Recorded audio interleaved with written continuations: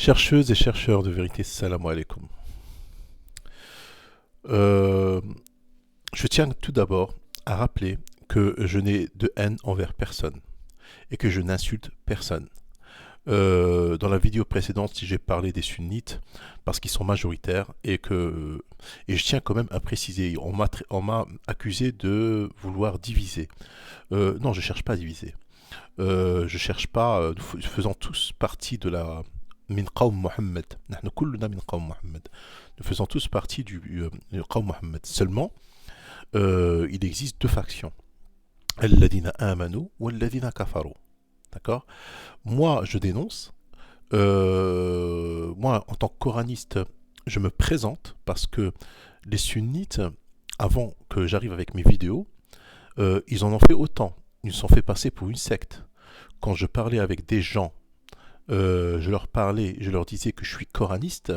Ah oui, oui, ils me disaient, ah oui, oui, j'ai regardé sur internet, je me suis renseigné sur les coranistes, vous êtes une secte, manani, manana. Parce que les sunnites ont fait un long travail pour nous faire passer pour des gens sectaires. Donc si maintenant moi je fais des vidéos aujourd'hui, c'est pour donner des arguments aux gens quand ils entendront parler de coranistes, ils regarderont mes vidéos et se feront leur propre opinion. Je ne n'insulte pas les sunnites, je les fais pas passer pour. Je fais exactement ce que eux ils font, d'accord. Eux ils disent qu'ils ont raison, moi je dis que j'ai raison, et de toute façon c'est Allah qui tranchera le jour de la résurrection. Comme je vous ai fait une vidéo il y a longtemps, il y a pas longtemps, il y a 2 3 semaines, sur il existe deux factions, Khasman ikhtasamu fi rabbihim, deux gens qui se disputent concernant leur Seigneur. Je vous ai fait une vidéo là-dessus. Maintenant, nous allons parler d'un autre sujet. Concernant que le prophète Mohammed, alayhi salam, n'a pas le droit de dire autre chose que le Coran, alors que le Coran est descendu sur lui, et le verset là, il l'a lu lui, et il a récité devant les gens. C'est le verset Surat al-Ma'ida, le verset 116, c'est vers la fin de la sourate. Euh, rappelle-leur, rappelle-leur le moment où Allah dira, ô Isa, Jésus, fils de Mariam, de Marie, est-ce toi qui as dit aux gens, prenez-moi ainsi que ma mère pour deux divinités en dehors d'Allah? Il dira, c'est-à-dire Isa, gloire et pureté à toi. Il ne m'appartient pas de déclarer ce que je n'ai pas le droit de dire. Si je l'avais dit, tu l'aurais su. Certes, tu sais ce qu'il y a en moi, et je ne sais pas ce qu'il y a en toi. Tu es en vérité le grand connaisseur de tout ce qui est inconnu. Alors le verset suivant, je ne leur ai dit que ce que tu m'avais commandé. وما قلت لهم إلا ما أمرتني به.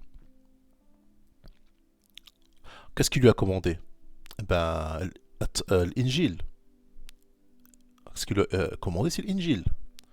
Je leur ai dit que ce que tu m'avais commandé, à savoir adorer Allah mon Seigneur et votre Seigneur.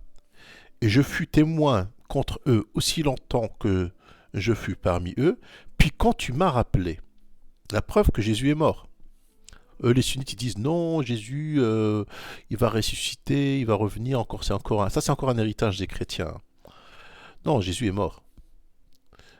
Puis quand tu m'as rappelé, c'est toi qui fus leur observateur attentif, et tu es témoin de toutes choses. Donc, la preuve que Jésus est mort, parce que s'il sera ressuscité, il va être témoin, lui, qu'ils l'ont pris lui et sa mère comme deux divinités. Donc, la petite phrase « puis quand tu m'as rappelé » prouve qu'il ne sera pas ressuscité, tout simplement. C'est aussi simple que ça. Je ne comprends pas pourquoi certains ne comprennent pas des choses aussi claires que l'eau de roche. Alors, qu'est-ce qu'on va en tirer de ce verset? Que Mohammed alayhi salam, en récitant Surat al-Ma'ida, en récitant le verset 117 dans ses prières, alors qu'il y a des gens qui l'écoutent derrière, qui font la prière avec lui, euh, Sayyidina Mohammed alayhi salam, il ne, par, en entendant que ce que Jésus va dire le jour de la résurrection, comment il va répondre, Isa, ibn Maryam, comment il va répondre à Allah, que je ne peux pas dire autre chose que ce que tu m'as commandé de faire, alors, c'est pas Mohammed qui va leur dire oui, quand vous faites tahiyatou, dites salam, fash katslimu alayya, nana katslim alaykum ashara. Ou bien je sais pas quoi, que je suis pas mort, je vous entends, des conneries comme ça. Il va pas dire ça. Parce que lui, c'est un prophète aussi. Donc, il aura la même position le jour de la résurrection que Isa. Tous les prophètes, le jour de la résurrection, ils seront aussi jugés, les prophètes. Hein, parce qu'Allah leur posera la question. Est-ce que vous avez dit autre chose que ce que je vous ai commandé de faire? Par exemple, là, à Issa, Allah dit, est-ce que tu leur as, c'est toi qui leur as dit de te prendre toi et ta mère comme divinité? Ben Mohammed, pareil, il lui dira, est-ce que c'est toi qui as demandé à ces gens qui leur a dit d'autres paroles que le Coran? Ou bien c'est toi qui leur a demandé de te prendre comme une divinité? Parce que dans la communauté musulmane, sunnite, chez les chiites, eux, ils prennent Ali comme une divinité, mais chez les sunnites, ils prennent Mohammed comme une divinité. Pour eux, Mohammed, il connaît l'inconnaissable, c'est-à-dire l'avenir, il connaît le futur. Avant la fin du monde, il y aura ceci, cela. Pour eux, Mohammed, il a le pouvoir, il a certains pouvoirs, c'est-à-dire que même en étant dans sa tombe, il entend les prières des gens. Pour eux, Mohammed, il est intercesseur, donc il va égaler, il va négocier avec Dieu. Pour eux, Mohammed, il est donc c'est une divinité finalement, c'est un sharikan lillah, c'est-à-dire alors on peut imaginer que Allah lui posera la même question qu'il a posée à Isa. On peut imaginer. Donc ce verset-là, s'il est dans le Coran, ce n'est pas par hasard.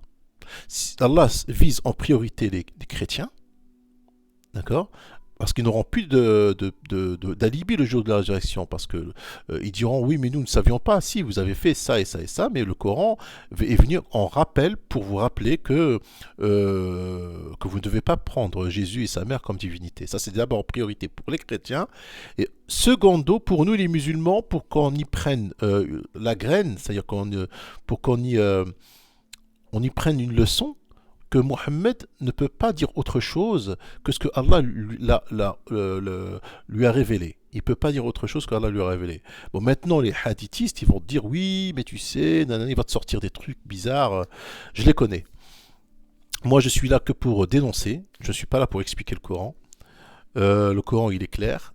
Ayatillahi mubin, ayatillahi bayyin, la yahtaj li tabyin, innahu bayyin.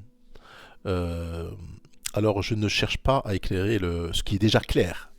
Tu ne peux pas éclairer ce qui est déjà clair. Tu ne peux pas rendre plus clair ce qui est déjà clair. Sinon, ça serait traiter Allah de menteur. Allah, il te dit que mon livre est clair. Moi, je ne suis pas là pour éclaircir ce qui est déjà clair. Donc, je vous remercie.